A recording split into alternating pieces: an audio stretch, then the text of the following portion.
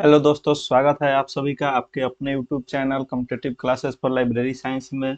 दोस्तों, ये class Bihar librarian Bihar polytechnic engineering college की जो आने वाली लाइब्रेरियन की वैकेंसी है उसके लिए, अथवा KVS, NVS, EMRS, DSSB, UGC NET, Rajasthan librarian के ग्रेड 2 और ग्रेड 3 या अथवा सभी स्टेट द्वारा लिए जा रहे हैं सेट एग्जाम जो कि लाइब्रेरी साइंस से संबंधित होती है, उसके लिए बहुत ही महत्वपूर्ण क्लास है।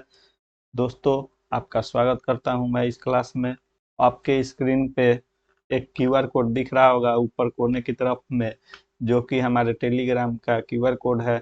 आप इस क्यूआर कोड के माध्यम से हमारे टेलीग्राम चैनल से जुड़ सकते हैं, जहां पे आपको क्लास की पीडीएफ, क्विज और जो भी लेटेस्ट वैकेंसी लाइब्रेरी साइंस से संबंधित होती है वो आपको उपलब्ध कराई जाएगी। नीचे एक कोने में क्यूआर कोड दिया गया है जो कि व्हाट्सएप ग्रुप का क्यूआर कोड है। आप हमारे व्हाट्सएप ग्रुप से भी जुड़ सकते हैं, जहां आपको लेटेस्ट अपडेट मिलते रहेगी। जैसा कि दोस्तों हम लोग यूनिट 2 कर रहे थे और अभी तक हम लोगों ने सेट 3 तक यानी 3 सेट कंप्लीट कर लिया है, और हम लोग यूनिट 2 में लाइब्रेरी एसोसिएशन और उसके डेवलपमेंट के बारे में पढ़ रहे थे। इसी की कड़ी में यह सेट 4 है, और ज़्यादा समय नहीं लेते हुए हम लोग क्लास शुरू करेंगे। और आप सभी से एक बार पुनः आग्रह है कि अभी तक अगर आपने इस चैनल को सब्सक्राइब नहीं किया है तो कृपया सब्सक्राइब कर लें, दोस्तों के बीच शेयर करें, और कोई भी प्रश्न आपके मन में हो तो वह हमसे कमेंट के माध्यम से आप पूछ सकते हैं। चलिए दोस्तों, तो शुरू करते हैं क्लास। फर्स्ट क्वेश्चन है, which among the following is not one of the 8 central values of librarianship as identified by Michael Gorman? निम्नलिखित में से कौन सा लाइब्रेरियनशिप के 8 केंद्रीय मूल्यों में से एक नहीं है जैसा कि माइकल गोरमैन द्वारा पहचाना गया है? तो सर्वप्रथम दोस्तों इसमें पूछा गया है कि माइकल गोरमैन के जो 8 केंद्रीय मूल्य सिद्धांत हैं वे कौन कौन से हैं। तो सबसे पहले तो मैं उसकी बात करूं तो जो माइकल गवर्नमेंट द्वारा 8 सेंट्रल वैल्यू ऑफ लाइब्रेरियनशिप दिया गया है, यानी लाइब्रेरियनशिप में कौन कौन सी मूल्य होनी चाहिए, तो फर्स्ट में आता है स्टेवर्डशिप। दूसरी की बात की जाए तो सेकंड में आ जाएगा सर्विस।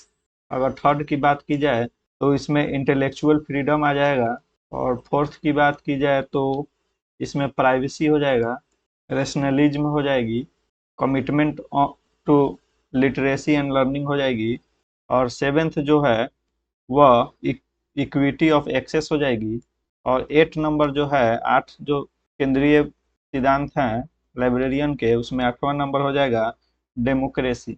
ये जो 8 केंद्रीय मूल्य की बात की गई है वह माइकल गोरमैन द्वारा की गई है, और यह उन्होंने 2005 ईस्वी में 2005 ईस्वी में ऐसा उन्होंने 8 केंद्रीय मूल्य जो सिद्धांत है उसकी अवधारणा दी है। तो दोस्तों, प्रश्न में पूछा गया है कि निम्नलिखित में से कौन सा लाइब्रेरियनशिप के 8 सिद्धांत में से नहीं है। तो ए जो ऑप्शन है स्टुअर्डशिप, जो कि 8 मूल सिद्धांत में से एक है। दूसरा जो है इंटेलेक्चुअल फ्रीडम, जो कि ये भी माइकल गोरमैन द्वारा जो 8 केंद्रीय मूल्य दिए गए हैं उनमें से हैं। और डेमोक्रेसी जो है वह भी है, परंतु इक्वलिटी नहीं है। इसलिए इस प्रश्न का सही उत्तर डी इक्वलिटी हो जाएगा, और इक्वलिटी के जगह पर दिया हुआ है इक्विटी ऑफ एक्सेस, न कि इक्वलिटी। और ये जो 8 जो केंद्रीय मूल्य हैं लाइब्रेरियनशिप के माइकल गोरमैन द्वारा जो दिया गया है, ये याद कर लेंगे। इस 8 में से इसी प्रकार के प्रश्न आपसे पूछा जा सकता है। हो सकता है चारों ऑप्शन में से इसको हटाकर इसमें privacy, rationalism, equity of access और एक दूसरा कुछ ऑप्शन देकर इस तरह का प्रश्न आपसे पूछ लिया जा सकता है।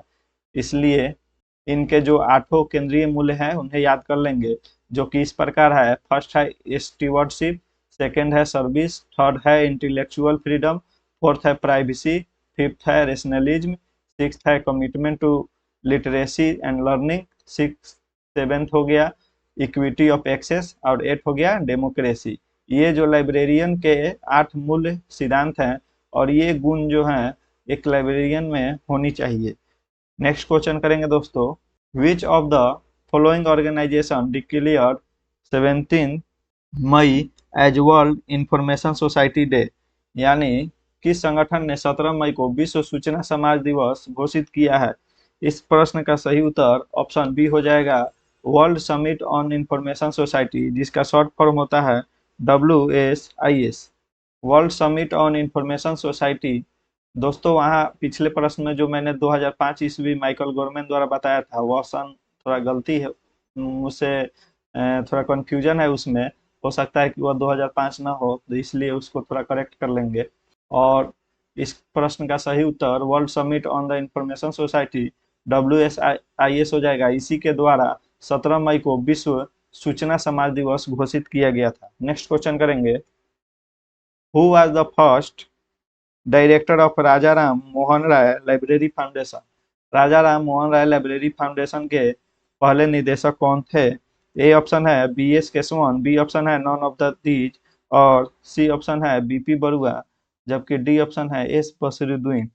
तो दोस्तों इस प्रश्न का सही उत्तर ऑप्शन सी हो जाएगा।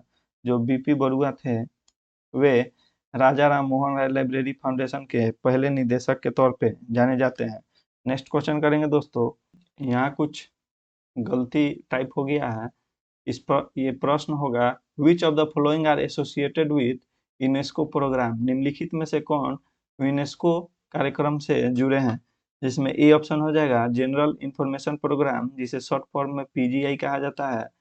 सेकंड ऑप्शन हो जाएगा world scientific information system UNISIST, और सी ऑप्शन हो जाएगा यूनिवर्सल अवेलेबिलिटी ऑफ पब्लिकेशन, जिसे UAP कहा जाता है, और फोर्थ ऑप्शन हो जाएगा international standard bibliographic description ISBD। तो पूछा जा रहा है कि ये जो निम्नलिखित चारों कार्यक्रम दिए हुए हैं उनमें से यूनेस्को के कौन कौन से कार्यक्रम हैं? तो दोस्तों अगर हम PGI यानी जनरल इंफॉर्मेशन प्रोग्राम की बात करें तो इसकी स्थापना 1976 ईस्वी में हुई थी, 76-77 ईस्वी में हुई थी। और world scientific information system UNISIST की अगर बात की जाए तो इसकी स्थापना 1973 ईस्वी में इसको किया बनाया गया था। और UAP की अगर बात की जाए तो इसे नवंबर 1976 ईस्वी में ये आया था। जबकि अगर हम इंटरनेशनल स्टैंडर्ड बिब्लियोग्राफिक डिस्क्रिप्शन यहाँ पे हो जाएगा जोड़ लेंगे, जिसे हम लोग ISBD कहते हैं। तो अगर ISBD की स्थापना की बात करें तो यह 1969 में ISBD की स्थापना की गई थी। और प्रश्न को देखा जाए तो इसमें जो यूनेस्को द्वारा प्रोग्राम है वह ऑप्शन ए जो PGI होती है वह यूनेस्को का एक कार्यक्रम है, जबकि यूनिसिस्ट भी यूनेस्को का ही एक कार्यक्रम है। और UAP जो है यूनिवर्सल अवेलेबिलिटी ऑफ पब्लिकेशन, ये जो है इफ्ला का इफ्ला का एक कार्यक्रम है। इफ्ला की स्थापना 1927 ईस्वी में हुई थी।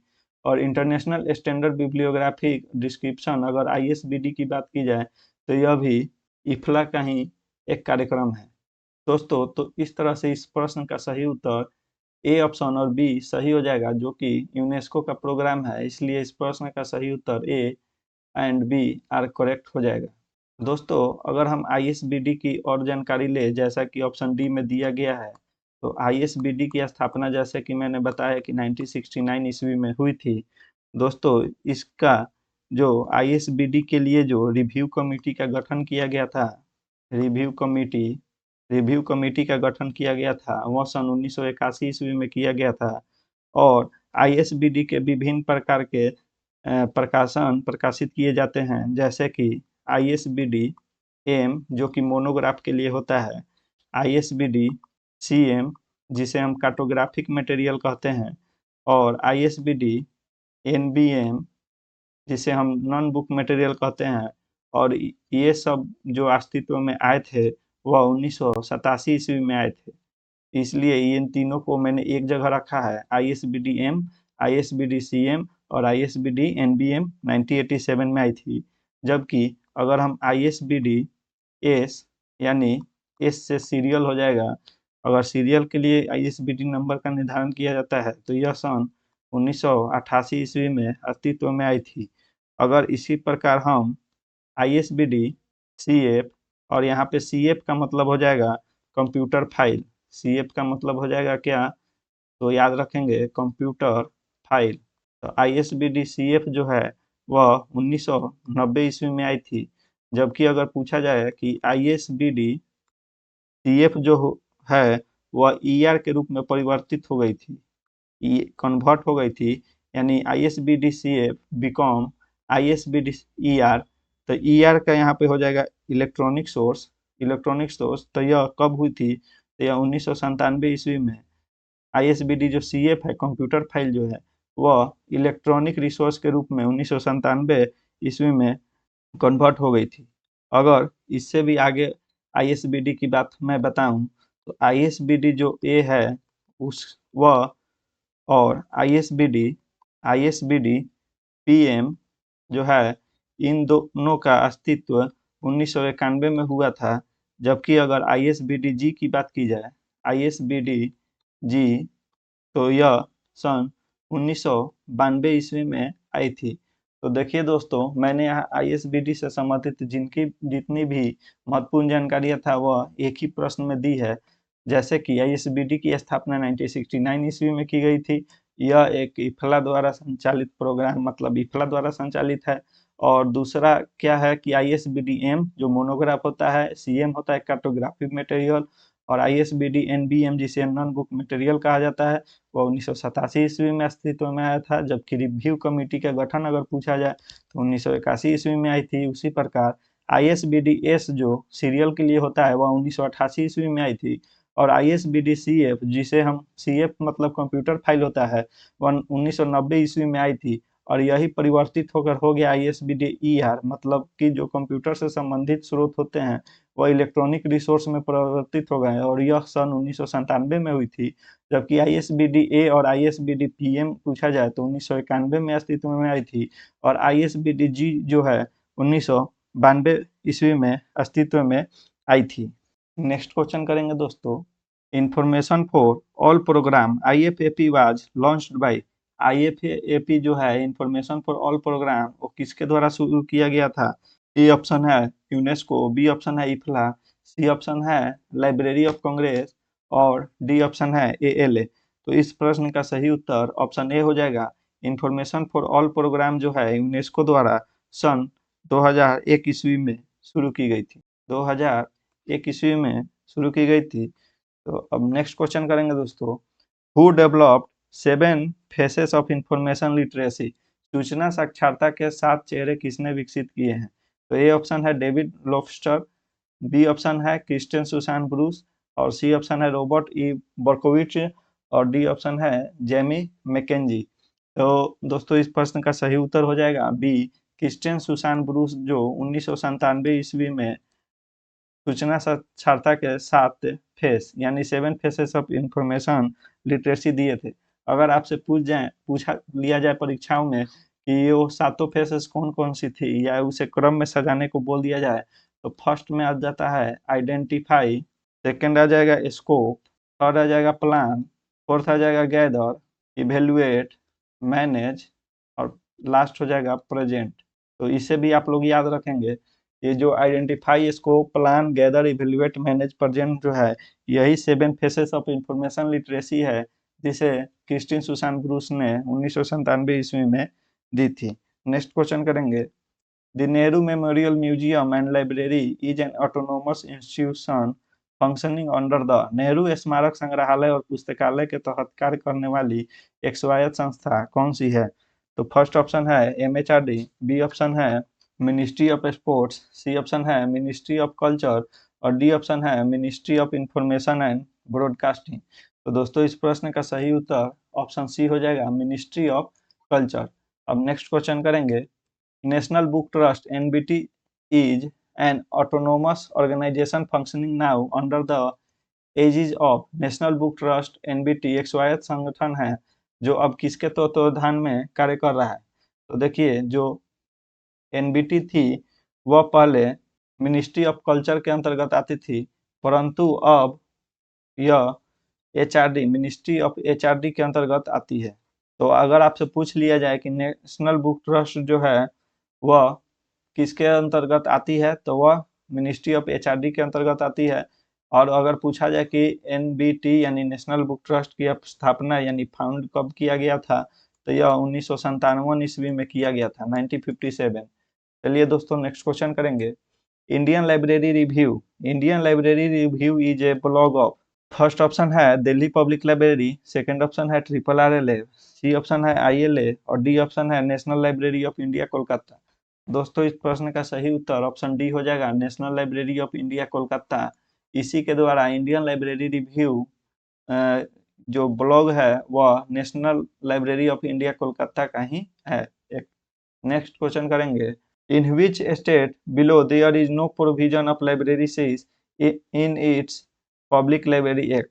तो जैसे कि महाराष्ट्र दिया हुआ है 1967, केरला दिया हुआ है जो कि 1989 में इसका गठन हुआ था, हरियाणा पब्लिक लाइब्रेरी एक्ट 1989 और D Karnataka public library act जो है 1965 में आई थी।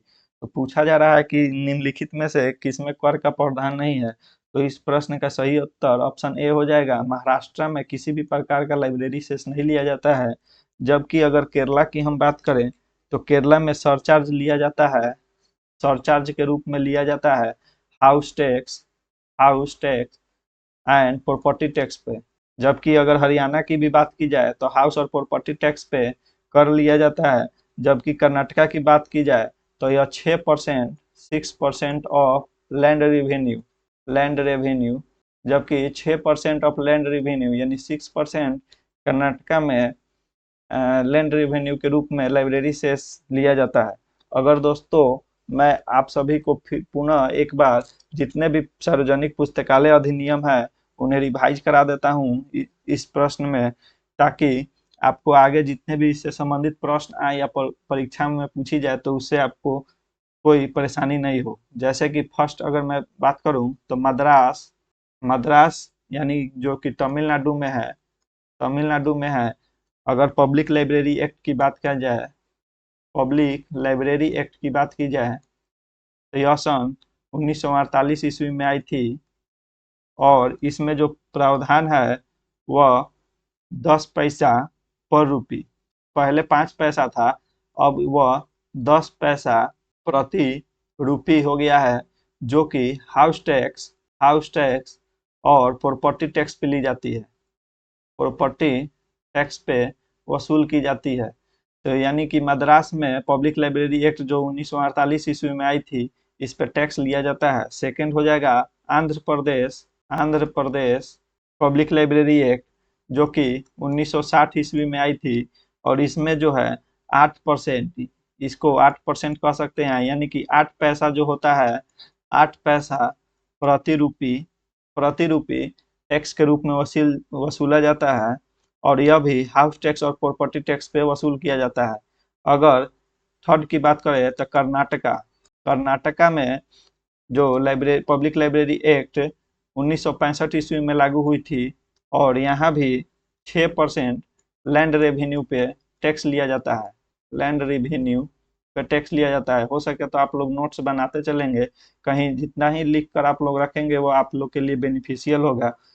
फोर्थ अगर बात की जाए तो महाराष्ट्र की बात की जाए तो यहाँ जो पब्लिक लाइब्रेरी एक्ट है वह 1967 में हुई थी और यहाँ नो टैक्स यानी प्रोविजन का कोई यहाँ पे टैक्स का कोई भी प्रोविजन नहीं है।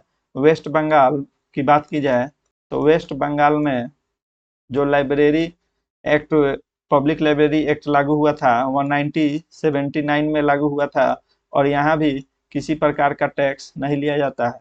अब यहाँ पे आ जाएंगे दोस्तों, देखिए वेस्ट बंगाल के बाद अगर हम लोग मणिपुर की बात करें तो मणिपुर में 1988 में पब्लिक लाइब्रेरी एक्ट लागू हुआ था और यहाँ भी नो प्रोविजन टू टैक्स, यहाँ भी कोई भी प्रोविजन नहीं है टैक्स लेने का। और अगर मणिपुर के बाद हम लोग हरियाणा की बात करें तो यहाँ 1989 में पब्लिक लाइब्रेरी एक्ट लागू की गई थी और यहाँ पे जो है सरचार्ज लिया जाता है, सरचार्ज के रूप में हाउस टैक्स और प्रॉपर्टी टैक्स के रूप में यहाँ पे।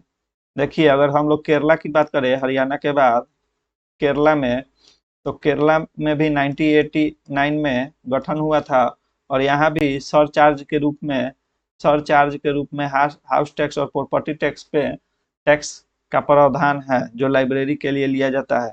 अगर हम लोग गोवा की बात करें तो गोवा 1993 ईस्वी में यहाँ पब्लिक लाइब्रेरी एक्ट लागू की गई थी और यहाँ पे जो है सर चार्ज लगता है, परंतु यहाँ जो सर चार्ज लगता है वह हाउस टैक्स और प्रॉपर्टी टैक्स पे नहीं लगता है, बल्कि IFML पे लगता है और यह जो है @0.50 पैसा है, 0.50 पैसा पर लीटर होता है, यानी 50 पैसा पर लीटर होता है। IFML का फुल फॉर्म आप लोग याद कर लेंगे, इंडियन मेड फॉरेन लिकर, जो कि मैं लिखवा नहीं रहा हूँ, आप लोग याद कर लेंगे और कहीं नोट कर लेंगे।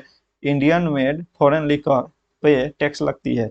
गोवा के बाद अगर बात की जाए तो मिजोरम में भी, यानी गोवा के बाद मिजोरम, देखिए हरियाणा और केरला 1989 याद कर लेंगे, गोवा और मिजोरम, गोवा और मिजोरम की बात करें तो यहाँ भी 1993 ईस्वी में पब्लिक लाइब्रेरी एक्ट पास की गई थी और यहाँ पे नो टैक्स का प्रोविजन है, यानी यहाँ पे किसी प्रकार का टैक्स नहीं लिया जाता है। मिजोरम के बाद अगर हम लोग गुजरात की बात करें, गुजरात की बात करें तो यहाँ 2001 में पब्लिक लाइब्रेरी का गठन हुआ था और यहाँ भी टैक्स का कोई प्रावधान नहीं है।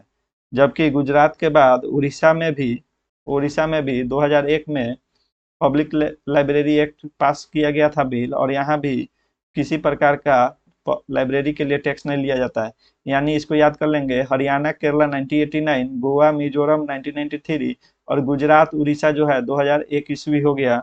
और उड़ीसा के बाद अगर हम यहाँ उत्तर प्रदेश की बात करें, उत्तर प्रदेश की बात करें तो यहाँ 2006 ईस्वी में लागू हुई थी पब्लिक लाइब्रेरी एक्ट और यहाँ भी टैक्स का कोई प्रावधान नहीं है। उत्तर प्रदेश के बाद में उत्तराखंड की बात करें, जिसे पहले उत्तरांचल कहा जाता था, उत्तराखंड, उत्तराखंड की बात करें तो यहाँ पे 2005 ईस्वी में पब्लिक लाइब्रेरी एक्ट का गठन हुआ और यहाँ भी किसी प्रकार का टैक्स का प्रावधान नहीं है। अगर हम लोग राजस्थान की बात करें, राजस्थान पब्लिक लाइब्रेरी एक्ट की बात करें तो राजस्थान में सन 2006 ईस्वी में पब्लिक लाइब्रेरी एक्ट का गठन हुआ था और यहाँ भी लाइब्रेरी का कोई प्रावधान नहीं है। राजस्थान के बाद लक्षद्वीप की बात करें, लक्षद्वीप की बात करें तो लक्षद्वीप में 2007 में पब्लिक लाइब्रेरी एक्ट का प्रावधान किया गया और यहाँ भी किसी प्रकार का टैक्स का प्रावधान नहीं है, यानी कि बहुत ही कम राज्यों में टैक्स का प्रावधान है। और उन राज्यों के नाम आप लोग याद रखेंगे क्योंकि इस तरह के प्रश्न पूछे जाते हैं कि किस राज्य में टैक्स का प्रावधान है और पब्लिक लाइब्रेरी पर किस राज्यों में टैक्स का कोई प्रावधान नहीं है। लक्षद्वीप के बाद अगर हम लोग छत्तीसगढ़ की बात करें, छत्तीसगढ़ की बात करें तो छत्तीसगढ़ पब्लिक लाइब्रेरी एक्ट 2008 में पास किया गया था और यहाँ भी टैक्स का कोई प्रावधान नहीं है। इसके बाद बिहार की बात करें तो बिहार में भी 2008 में पब्लिक लाइब्रेरी एक्ट पास किया गया था और 2008 में ही कुछ विद्यालयों में वैकेंसी लाइब्रेरियन की आई थी, जबकि उसके पश्चात किसी भी प्रकार की लाइब्रेरियन की वैकेंसी नहीं आई है बिहार में। जहाँ की कभी नालंदा विश्वविद्यालय की लाइब्रेरी की मिसाल पेश की जाती थी, आज बिहार में लाइब्रेरी और लाइब्रेरियन की कोई महत्व नहीं रह गया है। यहाँ की सरकार भी अंधी हो चुकी है, जिसे लाइब्रेरियन का क्या महत्व होता है एक विद्यालय में उसे पता नहीं है और उसे समझने की आवश्यकता है और जल्द से जल्द सभी विद्यालयों में लाइब्रेरियन की बहाली हो, ऐसा मैं भी कामना करता हूँ। और यहाँ के जो छात्र हैं वे भी बहुत ही प्रयास कर रहे हैं, परंतु अभी तक सफलता हाथ नहीं लगी है। अब दूसरे अगर पब्लिक लाइब्रेरी एक्ट की बात की जाए तो अरुणाचल प्रदेश में भी पब्लिक लाइब्रेरी एक्ट पास किया गया है और अरुणाचल प्रदेश में सन 2009 ईस्वी में पास किया गया था और यहाँ भी लाइब्रेरी का कोई लाइब्रेरी सेस का कोई प्रावधान नहीं है। उसके बाद अगर हम लोग लास्ट स्टेट है तेलंगाना, तेलंगाना जो कि हैदराबाद से अलग हुई थी, आंध्र प्रदेश की राजधानी हैदराबाद, जबकि आंध्र प्रदेश में 1960 में पब्लिक लाइब्रेरी एक्ट जैसे कि मैंने यहाँ पढ़ाया हूँ और तेलंगाना अलग होने के बाद यहाँ 2015 ईस्वी में पब्लिक लाइब्रेरी एक्ट पास किया गया था और यहाँ लाइब्रेरी सेस का प्रावधान है, यहाँ लाइब्रेरी सेस का प्रावधान है और यह सर चार्ज यहाँ भी लिया जाता है, सर चार्ज प्रॉपर्टी टैक्स पे ही लिया जाता है, प्रॉपर्टी टैक्स और हाउस टैक्स पे लिया जाता है। तो दोस्तों मैं इस एक प्रश्न के माध्यम से मैंने सारे जितने भी राज्यों में लाइब्रेरी एक्ट लागू है, पब्लिक लाइब्रेरी एक्ट, तो मैंने उन राज्यों के नाम, उसके ईयर और कितना % वहाँ पे क्या टैक्स लिया जाता है या टैक्स का प्रावधान है कि नहीं है, ये सभी मैंने बताया है। और इसे अगर आप नोट्स बना लेते हैं तो आपको परीक्षा आने वाले परीक्षाओं में बहुत ही सहूलियत मिलेगी। तो अब हम लोग दोस्तों नेक्स्ट क्वेश्चन करेंगे। उससे पहले आप सभी से आग्रह है कि मेरी मेहनत को देखते हुए कृपया आप इस चैनल को एक बार अवश्य सब्सक्राइब करें दोस्तों। नेक्स्ट क्वेश्चन करेंगे। निम्नलिखित राज्यों में से किसमें पुस्तकालय उपकर का कोई प्रावधान नहीं है? देखिए, जैसे कि मैंने पिछले क्वेश्चन में सब पूरी अच्छी तरह से डिटेल से ये सारी चीजें मैं बता चुका हूँ। और अब जो प्रश्न है, कुछ प्रश्न इसी से संबंधित होगी जिसका जवाब आप ही देने का कोशिश करेंगे। निम्नलिखित राज्यों में से किसमें पुस्तकालय उपकर का कोई प्रावधान नहीं है? ए ऑप्शन है West Bengal public library act 1979, Manipur public library act 1988, Mizoram public library act 1993 या डी ऑल ऑफ देम। तो इस प्रश्न का सही उत्तर डी हो जाएगा, ऑल ऑफ देम। तीनों ही राज्यों में कहीं भी लाइब्रेरी सेस की बात नहीं की गई है। और अगर एक और क्वेश्चन मुझे याद आ रहा है, मैंने पिछले क्लास में कराया गया था कि कहाँ एक मंत्री का गठन किया जाता है पब्लिक लाइब्रेरी के लिए, नियुक्त किया जाता है स्पेशली फॉर पब्लिक लाइब्रेरी के लिए। एक मंत्री का गठन की मंत्रिमंडल में एक मंत्री बनाया जाता है। तो वह वेस्ट बंगाल ऐसा राज्य है जहाँ पे मंत्री पद लाइब्रेरियन के लिए होते हैं, लाइब्रेरी के लिए होता है। नेक्स्ट क्वेश्चन करेंगे। Nalanda university library was destroyed by. Nalanda विश्वविद्यालय पुस्तकालय किसके द्वारा नष्ट किया गया था? ए ऑप्शन है अलाउद्दीन खिलजी, बी ऑप्शन है बख्तियार खिलजी, सी ऑप्शन है तैमूर लंग और डी ऑप्शन है बाबर। तो इस प्रश्न का सही उत्तर है बी बख्तियार खिलजी। और आज बख्तियार खिलजी के रूप में हमारी सरकार भी है, जो कि बिहार में बच्चे जो हैं लाइब्रेरी साइंस से संबंधित वह सिर पैर सब पढ़ रहे हैं सरकार के। यहाँ शिक्षा मंत्री जो बिहार में है वो अभी आईएएस ऑफिसर है।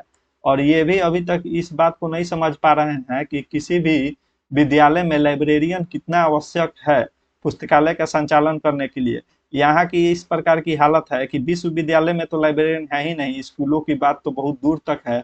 लेकिन फिर भी मैं आग्रह करूंगा सभी छात्रों से कि ट्विटर के माध्यम से सरकार को बार बार याद दिलाते रहे। हैशटैग में नीतीश कुमार जी ने अपने ट्विटर हैंडल से लाइब्रेरियन बहाली की बात कही थी और सभी बच्चों के मन में एक जिज्ञासा जगी थी कि चलिए अब बिहार में लाइब्रेरियन की बहाली आ जाएगी। फिर भी अभी तक हमें निराशा ही हाथ लगी है।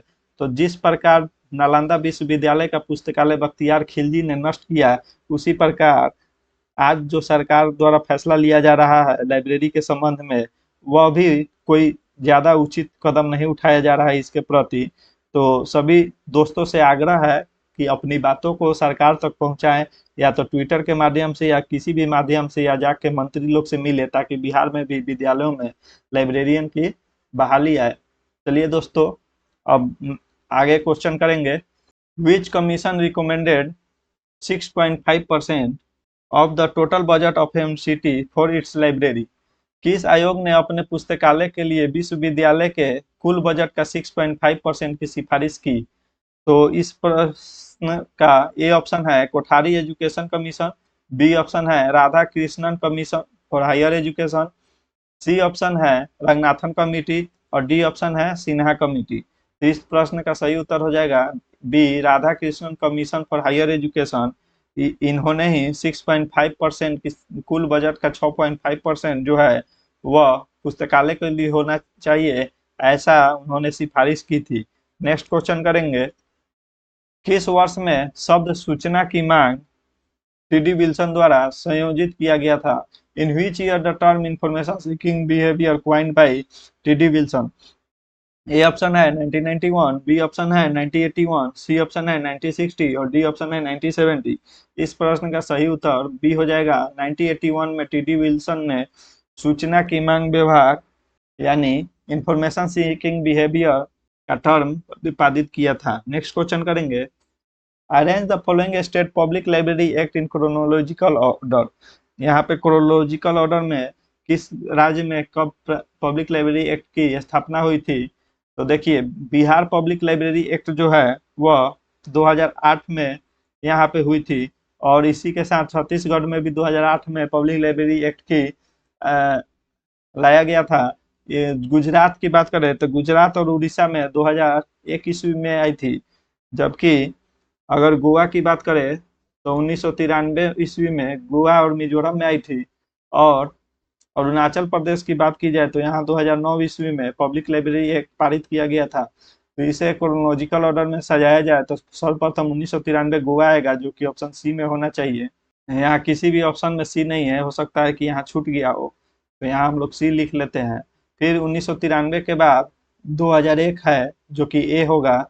और उसके बाद जो बी ऑप्शन है 2008, यहाँ पब्लिक लाइब्रेरी एक्ट की स्थापना की गई थी, तो बी है। और डी जो ऑप्शन है Arunachal Pradesh public library act 2009, तो इसका सही सीक्वेंस हो जाएगा सी ए बी डी। इसलिए इस प्रश्न का सही उत्तर बी मान लेते हैं। नेक्स्ट क्वेश्चन देखिए, दिया हुआ है arrange the step of the AW literacy model in correct order as given by Annette Lamb. Annette RW के साक्षरता मॉडल के चरणों को सही क्रम में व्यवस्थित करें जैसा कि एनेट लैम्ब द्वारा दिया गया है। तो एनेट लैम्ब द्वारा जो एडब्ल्यू मॉडल था वह सन 1990 ईस्वी में दी गई थी।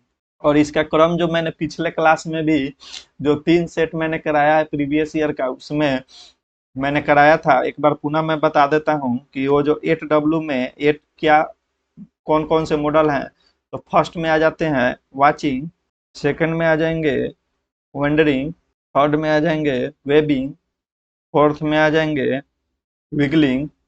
और यह जो प्रश्न है वह EMRS में पिछले साल पूछा गया था, इसलिए इस प्रश्न को याद रखेंगे। वेबिंग, इसके बाद बात करें तो रैपिंग, और लास्ट 8वां जो है वह है वेबिंग।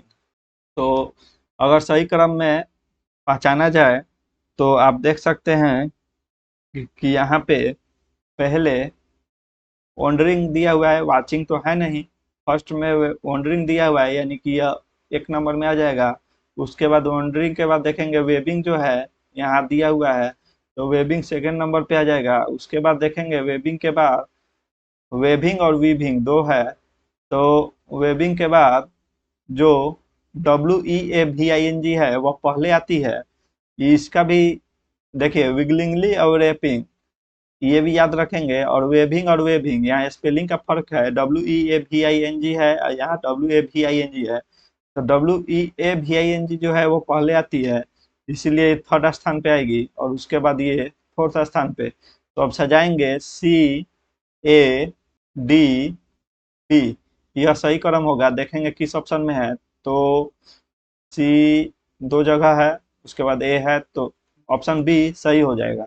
CADB यहीं पे है। नेक्स्ट क्वेश्चन करेंगे, रंगनाथन को पुस्तकालयों के बीच एक राजकुमार किसने वर्णित किया, यानी who describe Ranganathan as a prince among librarians. A option है हेनरी बिलिस यानी H.E. बिलिस, बी ऑप्शन है WCB सेयर्स, सी ऑप्शन है सर मॉरिस गोयर, और डी ऑप्शन है PN कोला।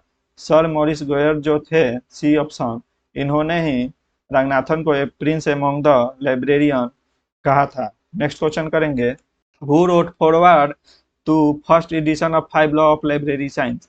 पुस्तकालय विज्ञान के 5 नियम के प्रथम संस्करण की प्रस्तावना किसने लिखी थी। तो इसमें ए ऑप्शन है BI पाल्मर, बी ऑप्शन है हेनरी ब्लिस, सी ऑप्शन है PS शिवास्वामी अय्यर, और डी ऑप्शन है WC बर्विक सेयर्स यानी WCB सेयर्स। तो अगर यहाँ इस प्रश्न में पूछा गया है कि फॉरवर्ड किसने लिखी है, तो फॉरवर्ड की बात की जाए तो शिवास्वामी PS शिवास्वामी अय्यर जो है वह सही उत्तर हो जाएगा। अगर इसमें पूछा जाता कि 5 लॉ ऑफ लाइब्रेरी साइंस में इंट्रोडक्शन किन्होंने लिखा है, इंट्रोडक्शन की अगर बात की जाती तो इंट्रोडक्शन जो है वह WCB सेयर्स महोदय ने लिखा था। WCB सेयर्स महोदय। और 5 लॉ ऑफ लाइब्रेरी साइंस जो है 1928 ईस्वी में लिखी गई थी, लेकिन जो पब्लिश हुई थी वो अस्तित्व में आया था वह 1931 ईस्वी में पब्लिश हुई थी। नेक्स्ट क्वेश्चन करेंगे, Which among the following are the implication of the first law of library science?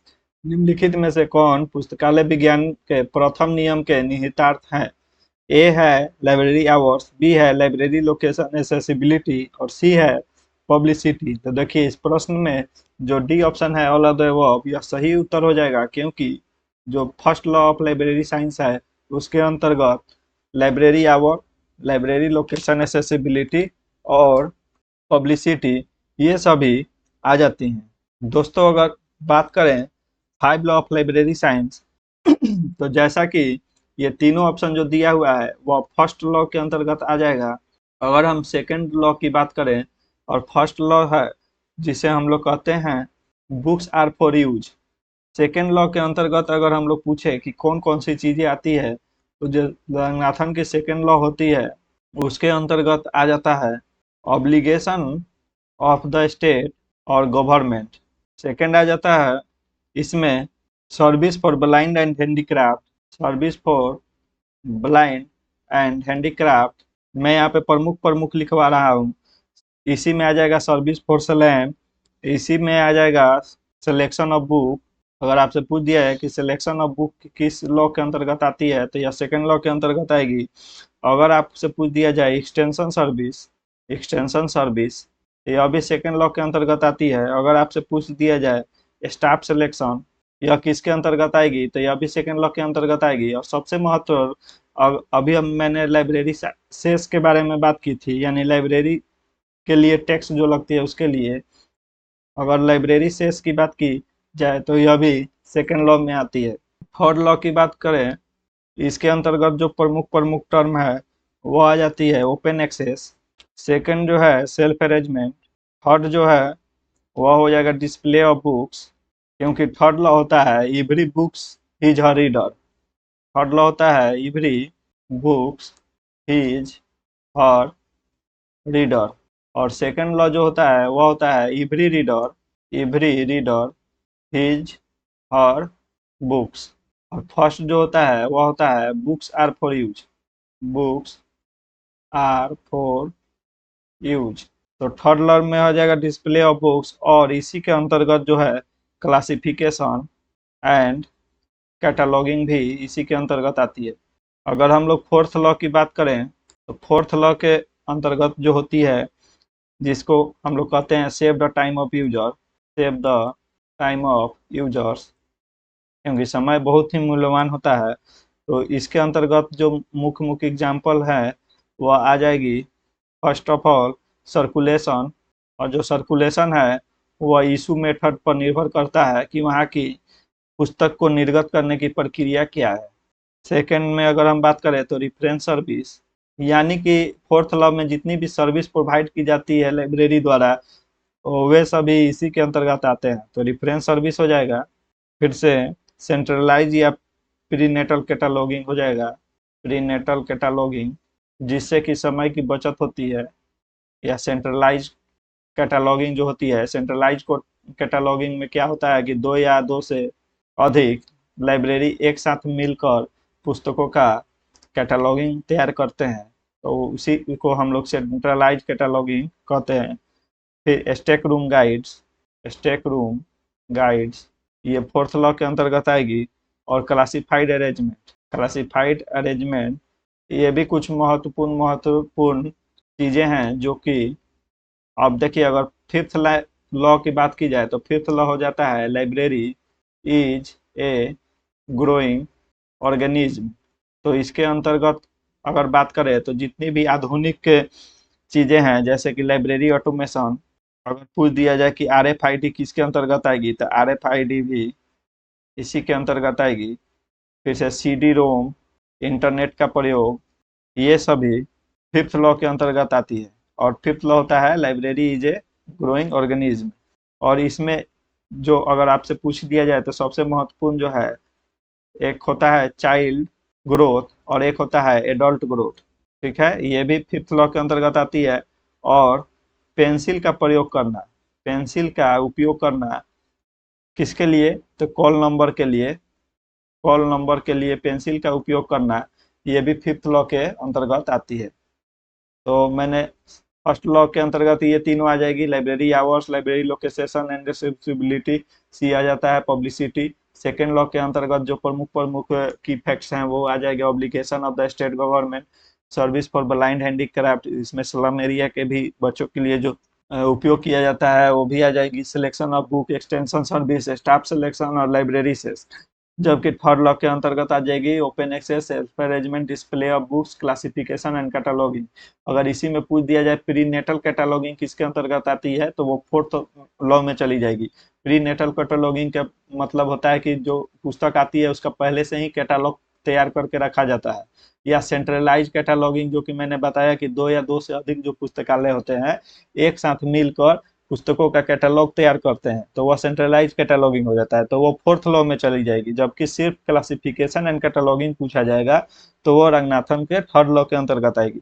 उसी तरह का फाइव जो फिफ्थ लॉ है, library is a growing organism, तो इसमें जितनी भी नई टेक्नोलॉजी से संबंधित आएगी या पुस्तकालय के विकास से संबंधित जो बातें होंगी वह फिफ्थ लॉ के अंतर्गत आएगी। जैसे कि लाइब्रेरी ऑटोमेशन, इसमें RFID का प्रयोग किया जाता है, फिर से बारकोड का प्रयोग किया जाता है, CD रोम, इंटरनेट, ये सब का प्रयोग अभी हो रहा है। फिर चाइल्ड एंड एडल्ट ग्रोथ होता है, यानी इसमें भी ग्रोथ की बात की गई है, तो ये फिफ्थ लॉ के अंतर्गत आएगी। फिर पेंसिल का प्रयोग किया जाता है कॉल नंबर के लिए, ताकि उसको फिर सुधारने में या मिटाकर फिर नए कॉल नंबर का निर्माण करने में आसानी हो। इसीलिए जो पेंसिल का प्रयोग होता है, use of pencil for preparing call number या राइटिंग कॉल नंबर, यह रंगनाथन के 5वें लॉ के अंतर्गत आती है। चलिए दोस्तों, अब नेक्स्ट क्वेश्चन करेंगे। Which among the following are the implication of the second law of library science? A option है obligation of state, B option है obligation of the library authority and staff, C option है obligation of the readers, और D option है all of the above. जैसा कि मैंने पूरा जितने भी 5 लॉ है उसमें जो प्रमुख प्रमुख कीवर्ड जो आते हैं वो मैंने पिछले प्रश्न में डिस्क्राइब किया हुआ है। तो जो obligation of state, obligation of library automation and staff, obligation of the reader होता है, यह तीनों ही सेकेंड लॉ के अंतर्गत आती है। इसलिए इस प्रश्न का सही उत्तर डी हो जाएगा, ऑल ऑफ द अबव। चलिए नेक्स्ट क्वेश्चन करेंगे। निम्नलिखित में से कौन पुस्तकालय विज्ञान के तीसरे नियम के निहितार्थ है? यानी which among the following are the implication of third law of library science? A है ओपन एक्सेस, बी है बुक सिलेक्शन, सी है एक्सटेंशन सर्विस, और डी है ऑल ऑफ द अबव। तो इस प्रश्न का सही उत्तर D, all of the above हो जाएगा। जो ओपन एक्सेस, बुक सिलेक्शन और एक्सटेंशन सर्विस होती है वह रंगनाथन के थर्ड लॉ के अंतर्गत आती है। नेक्स्ट क्वेश्चन करेंगे। Which among the following are the implication of the fourth law of library science? Fourth law के अंतर्गत कौन कौन सी चीजें आती है? तो ये है सेल्फ अरेंजमेंट, क्लासिफिकेशन, कैटलॉगिंग और library guides, reference, documentation service और ऑल ऑफ द। तो देखिए ऑल ऑफ द अबव इस प्रश्न का भी सही उत्तर होगा। जैसा कि मैंने बताया था कि classification and cataloguing third law में होता है, परंतु जो प्री नेटल कैटलॉगिंग होता है वह भी एक कैटलॉगिंग का ही प्रकार है, इसलिए यह चौथे नियम में भी आता है। तो कुछ कुछ कीवर्ड्स ऐसे होते हैं जो दो दो मतलब 5 लॉ ऑफ लाइब्रेरी साइंस के दो जो नियम है उनमें भी प्रयोग किए जाते हैं, जिसमें से एक है ये क्लासिफिकेशन एंड कैटलॉगिंग, जिसमें कैटलॉगिंग में अगर सेंट्रलाइज कैटलॉगिंग होता है, प्रीनेटल कैटलॉगिंग भी होता है, तो ये सब जो है फोर्थ नियम के अंतर्गत आती है। इसलिए इस प्रश्न का सही उत्तर डी हो जाएगा, ऑल ऑफ द अबव। क्योंकि बी लाइब्रेरी गाइड्स तो फोर्थ लॉ में आती है, रेफरेंस एंड डॉक्यूमेंटेशन भी आती है, तो बी और सी कहीं तो ऑप्शन में दिया हुआ है नहीं, और सेल्फ अरेंजमेंट जो है होती है वह भी फोर्थ लॉ के अंतर्गत आती है। इसीलिए इस प्रश्न का सही उत्तर ऑप्शन डी हो जा रहा है। नेक्स्ट क्वेश्चन करेंगे। सिर्फ अगर आपसे पूछ लिया जाता है कि कैटलॉगिंग किस में आता है तो और ऑप्शन में थर्ड लॉ दिया रहता है तो वह सही उत्तर होता है। नेक्स्ट क्वेश्चन करेंगे। निम्नलिखित में से कौन पुस्तकालय विज्ञान के 5वें नियम के अंतर्गत आता है? Which among the following are the implication of 5th law of library science? तो इसमें जो है ए ऑप्शन है weeding out books, B option है book selection policy, C option है choice of a classification scheme. तो दोस्तों 5वें नियम के जो अंतर्गत आता है वीडिंग आउट ऑफ बुक्स, अगर हम जो बुक्स उतनी नहीं चल रही है अगर उसको हम हटाते हैं या खराब हो चुकी है तभी तो उसके जगह पे हम नए पुस्तक लाएंगे। बुक सिलेक्शन पॉलिसी जो होती है, किताबों को सिलेक्ट किया जाता है, और चॉइस ऑफ क्लासिफिकेशन स्कीम कि किस माध्यम से हम बुक्स का क्लासिफिकेशन करें, तो ये जो तीनों हैं वह ऑल ऑफ द अबव हो जाएगा इस प्रश्न का सही उत्तर। यह तीनों जो है 5वें नियम के अंतर्गत आती है। नेक्स्ट क्वेश्चन करेंगे। माइकल गोरमैन है given variants of 5 law of library science in his book. Michael Gorman ने अपनी पुस्तक में पुस्तकालय विज्ञान के 5 नियमों के संस्करण दिए हैं। वह पुस्तक की कौन सी नाम है? तो ए ऑप्शन है our enduring values librarianship in 21st century, जो कि 2000 ईस्वी में आई थी और यह माइकल गोरमैन की ही पुस्तक है। Our singular strength meditation for librarians, जो कि 1998 ईस्वी में यह पुस्तक आई थी। सी जो ऑप्शन है वह है the enduring library technology tradition and the quest for balance. Ranganath ये भी माइकल गोरमैन की ही पुस्तक है, जो कि 2003 ईस्वी में आई थी। और स्टैटिक्स फॉर लाइब्रेरियंस यह भी रंगनाथन जी की ही सॉरी माइकल गोरमैन जी की ही पुस्तक है, जो कि 2005 ईस्वी में आई थी। तो दोस्तों, जिसमें माइकल गोरमैन द्वारा 5 नियम पुस्तकालय के दिए गए थे, वह पुस्तक जो थी वह थी option B, our singular strength meditation for librarian. इसी पुस्तक के माध्यम से माइकल गोरमैन द्वारा 5 लॉ ऑफ लाइब्रेरी साइंस दिया गया था, जो कि एस.आर. रंगनाथन के 5 लॉ पे आधारित थे। अब वे 5 लॉ कौन कौन से थे वो मैं यहाँ लिखा देता हूँ, आप याद कर लेंगे। देखिए, फर्स्ट लॉ जो थी वह थी लाइब्रेरीज सर्व ह्यूमैनिटीज, लाइब्रेरीज सर्व ह्यूमैनिटीज। सेकेंड जो लॉ थी इसमें वह हो जाएगी respect all forms by which knowledge is communicated. Respect, देखिए जो सेकेंड लॉ थी माइकल गोरमैन द्वारा वह था respect all forms by which knowledge is communicated. तीसरी की बात की जाए तो थर्ड जो थी वह थी use technology intelligently to enhance service. Technology use technology intelligently to enhance service. Fourth law जो थी वह थी इनकी protect free access to knowledge, protect access to knowledge. Fifth जो थी वह था honour the past and create the future, honour the past and create the future, create the future. देखिए, ये जो 5 लॉ मैंने लिखवाया है वो माइकल गोरमैन महोदय द्वारा दिया जाता था और वह पुस्तक थी our singular strength meditation for librarians, जिसमें फर्स्ट लॉ आती है लाइब्रेरी सर्व ह्यूमैनिटीज, सेकेंड आती है respect all forms by which knowledge is communicated, third जो आती है वह है use technology intelligently to enhance service, fourth जो आती है वह है protect free access to knowledge, और जो फिफ्थ है वह आती है honour the past and create the future. चलिए दोस्तों, नेक्स्ट क्वेश्चन करेंगे।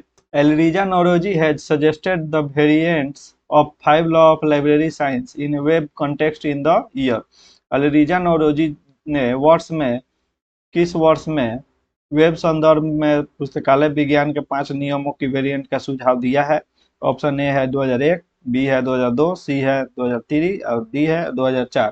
तो इस प्रश्न का सही उत्तर हो जाएगा डी, 2004 में एलरिजा नौरोजी ने पुस्तकालय विज्ञान के 5 से नियम दिए थे, जो कि एस.आर. रंगनाथन के 5 लॉ ऑफ लाइब्रेरी साइंस पे आधारित थे। माइकल गोरमैन महोदय ने 1998 ईस्वी में जो पुस्तक लिखी थी उसमें दिए थे, और जबकि एलरिजा नौरोजी ने 2004 ईस्वी में दिया था। और कौन कौन सी 5 लॉ थी, तो फर्स्ट जो थी वह थी web resource are for use, जैसे उसमें रंगनाथन जी में थी बुक्स आर फॉर यूज, इसमें थी web resources are for use.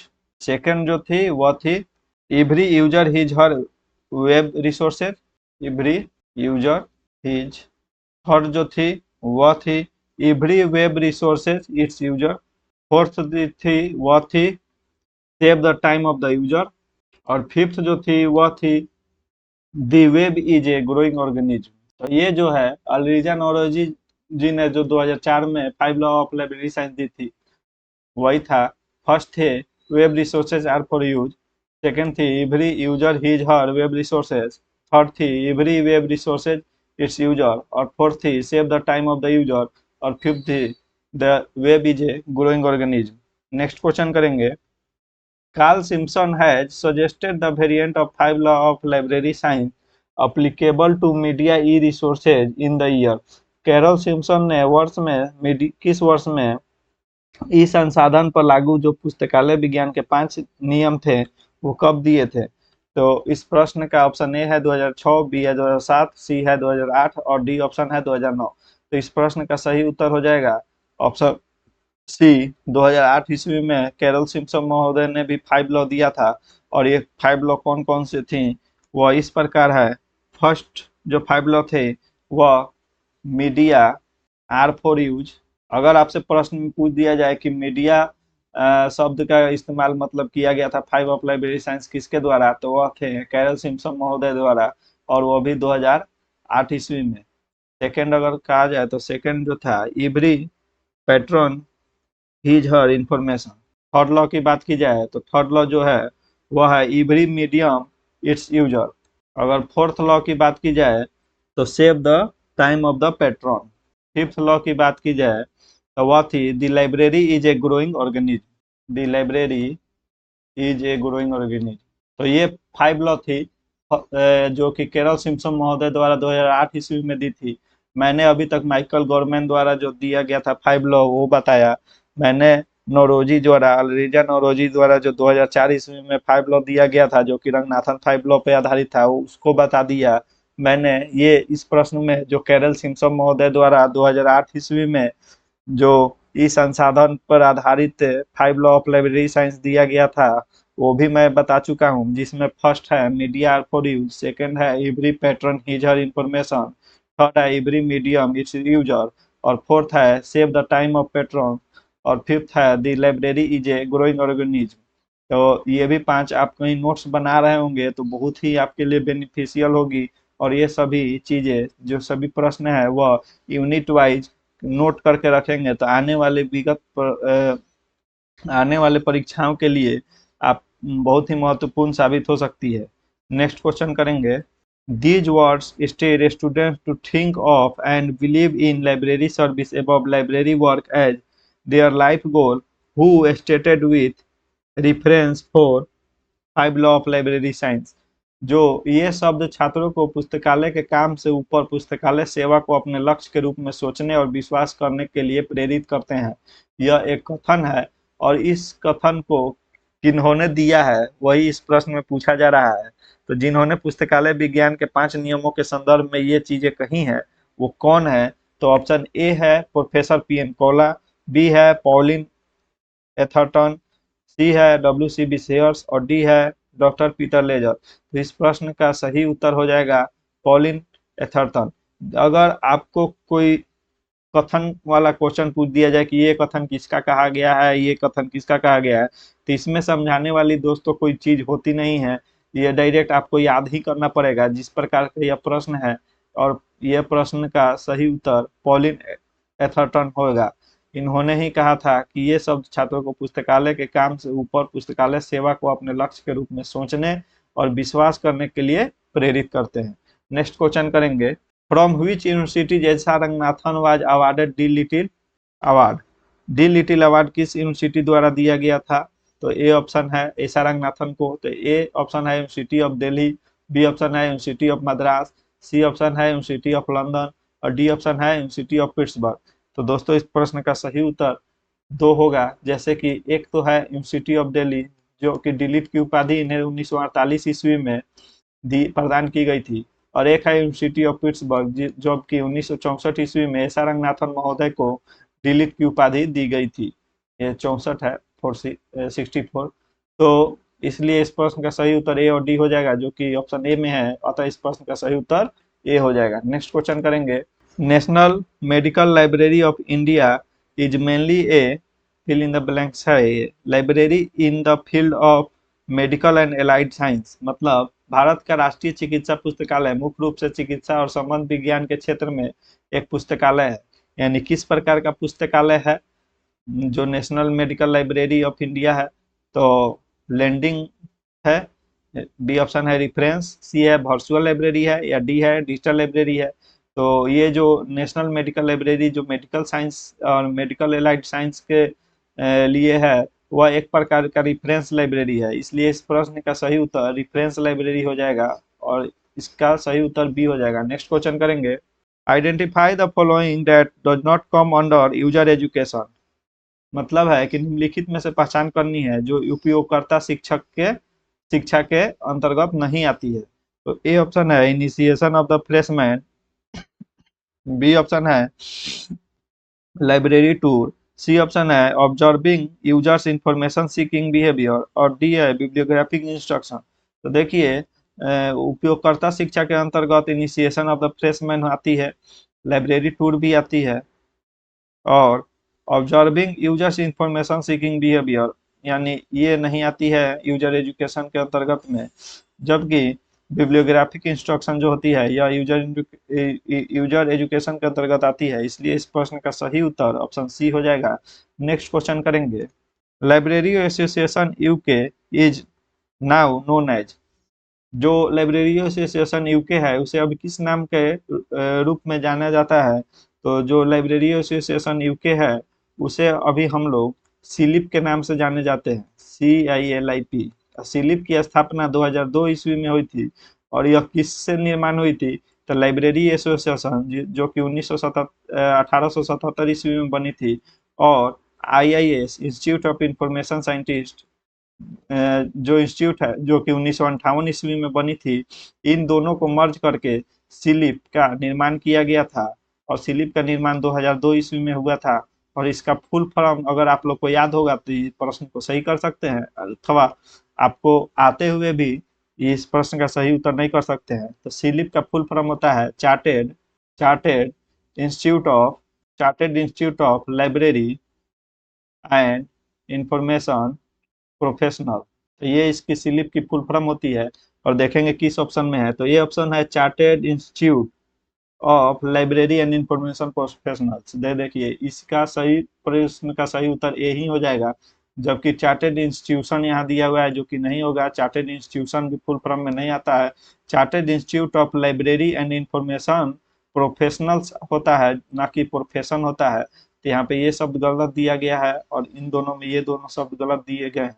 इसलिए इस प्रश्न का सही उत्तर ए हो जाएगा, chartered institute of library and information professionals. याद कर लेंगे, बहुत ही महत्वपूर्ण है। नेक्स्ट क्वेश्चन करेंगे, who among the following is associated with the library course offered at imperial library Calcutta in 1935 निम्नलिखित में से कौन 1935 में इंपीरियल लाइब्रेरी कलकत्ता में संचालित पुस्तकालय पाठ्यक्रम से जुड़ा हुआ है? तो ए ऑप्शन है W.A. बोडेन, बी ऑप्शन है A. डिकिंसन, और सी ऑप्शन है खान बहादुर असदुल्ला, और डी ऑप्शन है ऐसा रंगनाथन। तो इस प्रश्न का सही उत्तर हो जाएगा दोस्तों ऑप्शन सी, खान बहादुर असदुल्ला जो है वह 1935 ईस्वी में जो इंपीरियल लाइब्रेरी कलकत्ता में पुस्तकालय पाठ्यक्रम से जुड़ा हुआ जो व्यक्ति थे वह खान बहादुर असदुल्ला थे। तो इस प्रश्न का सही उत्तर सी हो जाएगा। नेक्स्ट क्वेश्चन करेंगे, मेलविल डेवी मेडल एक प्रकार का अवार्ड है जो कि 2024 में किसे दिया गया है, इस प्रश्न में पूछा गया है। मेलविल डेवी मेडल अवार्ड जो होता है, यह मेलविल डेवी मेडल 2024 जो लिखा हुआ है इज गिवन टू, यानी मेलविल डेवी मेडल 2024 में किसे दिया गया है और यह एक प्रकार का अवार्ड है। तो ए ऑप्शन है कार्ल हाइडेन, बी ऑप्शन है कार्ला जे स्टॉफी, और सी ऑप्शन है लोइडा गार्सियो फेबो, और सी ऑप्शन है रॉबर्ट नेओलेन। तो इस प्रश्न का सही उत्तर हो जाएगा दोस्तों लोइडिया गार्सिया फेबो। अभी जो 2024 में है करेंट का आप लोग याद रखेंगे, ये क्वेश्चन बहुत ही कम शिक्षक कराते हैं। मैं बहुत ही अच्छे और गिने चुने प्रश्न ही इस सेशन में लाता हूं। तो इस प्रश्न का जो मेलविल डेवी मेडल 2024 अवार्ड है वह लोइडा गार्सी फेबो को दिया गया है। और अगर इसमें और भी कुछ फैक्ट्स की बात की जाए तो जो मेलविल डेवी मेडल अवार्ड है तो किसके द्वारा प्रेजेंट किया जाता है? तो यह अवार्ड जो होता है प्रेजेंटेड बाय ALA, यानी अमेरिकन लाइब्रेरी एसोसिएशन द्वारा प्रेजेंट किया जाता है। जबकि अगर पूछा जाए कि स्पॉन्सर कौन करता है इस अवार्ड को देने के लिए, स्पॉन्सर कौन करता है, तो स्पॉन्सर जो है OCLC द्वारा इस अवार्ड का स्पॉन्सर किया जाता है। यानी मेलविल डेवी मेडल अवार्ड जो होता है प्रेजेंटेड बाय ALA होती है, और स्पॉन्सर जो होता है वह OCLC द्वारा किया जाता है। और 2024 में जो मेलविल डेवी मेडल अवार्ड मिला है वह लोइडा गार्सिया फेबो को मिला है। ये फैक्ट्स याद रखेंगे। नेक्स्ट क्वेश्चन करते हैं, Joseph W. Lippincott award 2024 is given to, Joseph W. Lippincott पुरस्कार 2024 में किसे दिया गया है? तो ए ऑप्शन है सेली गार्डनर रीड, बी ऑप्शन है बारबरा के स्ट्रिपलिंग, सी ऑप्शन है मॉरिन सुलिवान, और डी ऑप्शन है निकोल एकोक। तो इस प्रश्न का सही उत्तर ऑप्शन डी हो जाएगा। निकोल एकोक को 2024 में जोसेफ W. लिपिनकोट अवार्ड दिया गया है। और यह भी एएलए के द्वारा पुरस्कार दिया जाता है। नेक्स्ट क्वेश्चन है, who among the following received the Caldecott medal for 2024 given by ALA. जो एएलए द्वारा कैडलकॉट मेडल दिया जाता है वह 2024 में किसको प्रदान किया गया है? तो इसका ऑप्शन ए है मैथ्यू कोडेल, बी ऑप्शन है इलिसा कॉपर, सी ऑप्शन है गॉर्डन सी जोन्स और डी ऑप्शन है वशिष्ठ हैरिसन। तो इस प्रश्न का सही उत्तर हो जाएगा option D Vashishtha Vashishti Harrison को कैडलकॉट मेडल अवार्ड 2024 दिया गया है। बहुत ही इंपॉर्टेंट और महत्वपूर्ण मैं जानकारी दे रहा हूं, इसको याद रख लीजिए। जैसे कि मैंने पिछले क्लास में प्रेसिडेंट की जानकारी दी थी कि आईएलए के प्रेजेंट प्रेसिडेंट कौन है, इफ्ला के कौन है, आईएएस एलआईसी के कौन है, इंसडॉक के कौन है, इन्फिलिमनेट के कौन है, इफ्ला के कौन है। तो ये सभी प्रश्नों में से जो करंट से आधारित होती है, एक या दो प्रश्न प्रतियोगिता परीक्षाओं में पूछी जाती है। तो पिछला अगर मेरा क्लास आप किए होंगे तो आपको उन सभी इन क्वेश्चन की जानकारी अवश्य ही होगी। नेक्स्ट क्वेश्चन करेंगे, the Kate Greenaway medal 2024 A British literary award होता है जो कि एनुअली दिया जाता है, वह किसे दिया गया है? जैसे कि प्रश्न में दिया गया है, क्रेट ग्रीनवे मेडल 2024 एक ब्रिटिश साहित्य पुरस्कार जो सालाना बच्चों के लिए एक पुस्तक में विशिष्ट चित्रण को मान्यता देता है, किसे प्रदान किया जाता है? तो ए ऑप्शन है सिडनी स्मिथ, बी ऑप्शन है लेन स्मिथ, सी ऑप्शन है आरोन बेकर और डी ऑप्शन है जैकी मॉरिस। तो जो 2024 में केट ग्रीनवे मेडल पुरस्कार दिया गया है वह आरोन बेकर को दिया गया है। आरोन बेकर को दिया गया है। और 2023 की बात करें जाए किसको दिया गया था, तो 2023 में दिया गया था जेट जे डंग को, नाम है जेट जे डंग को दिया गया था। नेक्स्ट क्वेश्चन करेंगे, Carnegie medal 2024 A British literary award named after the Scottish born American philanthropist Andrew Carnegie is awarded by. मतलब कार्नेगी मेडल 2024 जो कि स्कॉटिश मूल के अमेरिकी परोपकारी एंड्रयू कार्नेगी के नाम पर एक ब्रिटिश साहित्यकार पुरस्कार से सम्मानित किया जाता है, वह किनको दिया गया है 2024 में? तो इसका ऑप्शन ए है गेराल्डलाइन मैकग्रीन। आप लोग प्रोनाउंसिएशन खुद से भी कर लेंगे, थोड़ा हार्ड प्रोनाउंसिएशन है, हो सकता है कि मुझसे गलती हो गया हो बोलने में। और उसके बाद ऑप्शन है रियूटा स्पीटीज और सी ऑप्शन है सारा क्रोसन और उसके बाद ऑप्शन है जोसेफ कोइल्हो और नेक्स्ट ऑप्शन है एलिजाबेथ एसिभेडो। तो इस प्रश्न का सही उत्तर हो जाएगा ऑप्शन बी जो दिया हुआ है जोसेफ कोइलो।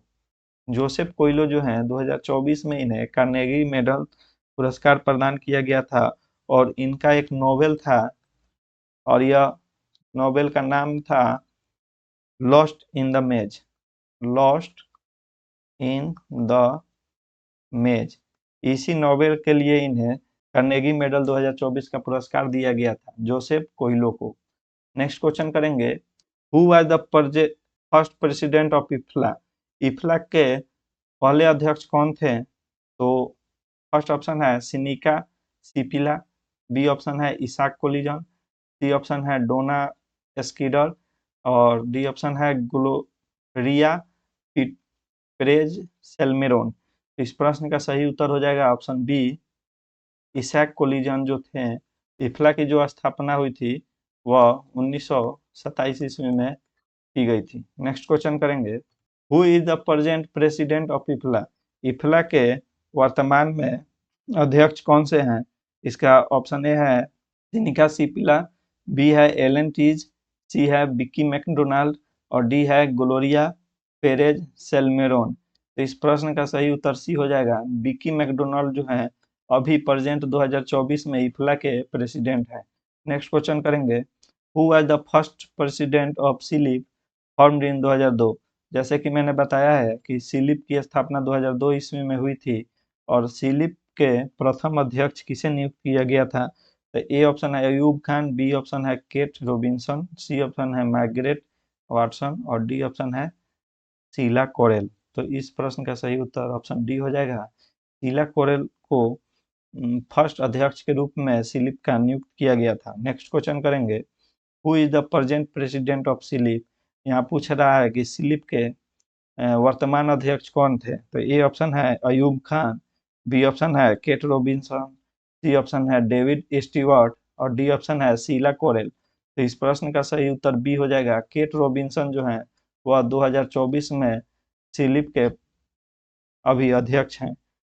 नेक्स्ट क्वेश्चन करेंगे, who is the present president of ALA. ALA के वर्तमान में कौन से अध्यक्ष हैं। तो ए ऑप्शन है जेम्स जी नील, बी ऑप्शन है सिंडी होल और सी ऑप्शन है लोइडा गार्सिया फेबो और जबकि डी ऑप्शन है बारबरा स्ट्रिपलिंग। तो इस प्रश्न का सही उत्तर हो जाएगा बी, सिंडी होल जो हैं वे अभी एएलए के प्रेजेंट में प्रेसिडेंट हैं, जो कि 2024 में अभी ये प्रेसिडेंट है एएलए के। अमेरिकन लाइब्रेरी एसोसिएशन की स्थापना की बात की जाए तो 1876 ईस्वी में हुई थी। नेक्स्ट क्वेश्चन करेंगे, निम्नलिखित में से एएलए के पहले अध्यक्ष कौन थे। यानी यहाँ पूछा जा रहा है कि प्रथम अध्यक्ष कौन थे एएलए के। तो फर्स्ट ऑप्शन है विलियम फ्रेडरिक पुले, बी ऑप्शन है जस्टिन विंसर और सी ऑप्शन है चार्ल्स एमी कटर और डी है मेलविल डेवी। तो इस प्रश्न का सही उत्तर बी हो जाएगा। जस्टिन विंसर जो हैं वे अमेरिकन लाइब्रेरी एसोसिएशन के प्रथम अध्यक्ष थे। नेक्स्ट क्वेश्चन करेंगे, a non linear model of information seeking behaviour was presented by. सूचना मांगने वाले व्यवहार का एक गैर रेखीय मॉडल किसके द्वारा प्रस्तुत किया गया था। तो ए ऑप्शन है टी विल्सन द्वारा, बी इलिस, सी कोल्थाउ और डी ऑप्शन है एलन फोस्टर। तो इस प्रश्न का सही उत्तर ऑप्शन डी हो जाएगा। एलन फोस्टर द्वारा सूचना मांगने वाले व्यवहार का एक गैर रेखीय मॉडल को प्रस्तुत किया गया था एलन फोस्टर महोदय द्वारा और यह नवंबर 2003 ईस्वी में यह मॉडल दिया गया था। नेक्स्ट क्वेश्चन करेंगे, which law of library science is indicative of biological entity. यानी पुस्तकालय विज्ञान का कौन सा नियम जैविक इकाई का सूचक है। ए है फर्स्ट लॉ, बी है सेकेंड लॉ, सी है थर्ड लॉ और डी है फिफ्थ लॉ। तो जैविक इकाई का सूचक जो होता है वह फिफ्थ लॉ होता है, क्योंकि कहा गया है फिफ्थ लॉ में कि library is a growing organism. Next question करेंगे दोस्तों, the term information literacy was coined by. Information literacy यानी कि सूचना साक्षरता शब्द किसके द्वारा गढ़ा गया था। तो बी ऑप्शन है यूजिन गारफील्ड, ए ऑप्शन है पॉल जुकरवस्की, सी ऑप्शन है बुक और डी ऑप्शन है माइकल आइजनबर्ग। तो इस प्रश्न का सही उत्तर हो जाएगा पॉल जुकरवस्की ने सूचना साक्षरता शब्द का गढ़ा था और यह सन 1974 ईस्वी में इन्होंने गढ़ा था। नेक्स्ट क्वेश्चन करेंगे, identify the information scientist who developed sense making theory of information needs. यानी सूचना वैज्ञानिक की पहचान करे जिसने सूचना आवश्यकताओं के भावना निर्माण सिद्धांत को विकसित किया है। तो ए ऑप्शन है ब्रेंडा डार्विन महोदय, बी ऑप्शन है ब्लाइज क्रोनिन, सी ऑप्शन है माइकल बकलैंड और डी ऑप्शन है निकोलस बेल्किंस। तो इस प्रश्न का सही उत्तर हो जाएगा ब्रेंडा डार्विन। ब्रेंडा डार्विन जो कि 1993 ईस्वी में 1983 ईस्वी में भावना निर्माण सिद्धांत दिया था। Sense making theory of information needs जो है वह ब्रेंडा डार्विन महोदय द्वारा दिया गया है। नेक्स्ट क्वेश्चन है, user studies were first conducted by. उपयोगकर्ता अध्ययन पहले किसके द्वारा आयोजित किए गए थे। ए ऑप्शन है S R Ranganathan, B option है जेडी बर्नाल, सी ऑप्शन है सीडी देशमुख और डी ऑप्शन है क्रिस सुब्रमण्यम। तो इस प्रश्न का सही उत्तर ऑप्शन बी हो जाएगा। जेडी बर्नल महोदय द्वारा यूजर स्टडी पहले इन्हीं के द्वारा दिया गया था, इसलिए याद कर लेंगे कि user study were first conducted by J D Bernal. Next question करेंगे दोस्तों, तो यह हमारा अंतिम प्रश्न था। Thank you so much.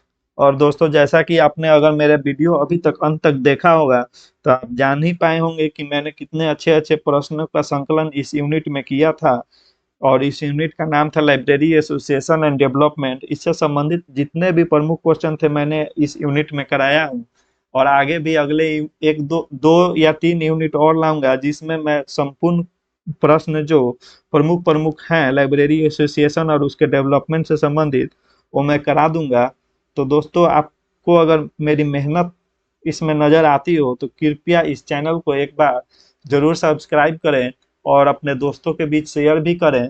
और कोई भी प्रश्न या कोई प्रश्न का उत्तर मेरे द्वारा अगर गलत बता दिया गया हो तो आप कमेंट के माध्यम से इसकी सूचना मुझे दे सकते हैं, क्योंकि मैं भी एक इंसान ही हूँ, हो सकता है कि मुझसे भी कहीं कोई गलती हो गई हो।